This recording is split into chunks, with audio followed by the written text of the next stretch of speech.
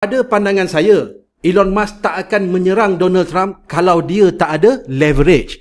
Dia mesti tahu dan boleh ramal apa yang Trump akan lakukan. Pada pandangan saya, dia rasa dia boleh kalahkan Donald Trump dengan duit dan juga skandal Epstein ini. Yang menariknya ialah kita nak tengok bagaimana Donald Trump akan menggunakan kuasa politik dia untuk menekan Elon Musk. Jadi inilah bagaimana kotornya politik. Hari ini kawan, esok dah jadi lawan. Semua saling menggunakan untuk kepentingan diri dan juga poket sendiri. Keadaan politik kat US ni dah macam badut sekes dah. Cuma sebelum-sebelum ini kalau pertelingkahan itu berlaku, biasanya di belakang tabir. Sekarang ni terpampang di media dan jadi bahan troll di seluruh dunia. Jadi apa pandangan kawan-kawan? Siapakah yang akan menang dalam pertembungan ini antara Elon Musk dan Donald Trump? Kongsikan pandangan di bahagian komen di bawah video ini. Semoga perkongsian ini bermanfaat. Kita jumpa dalam video seterusnya. Assalamualaikum.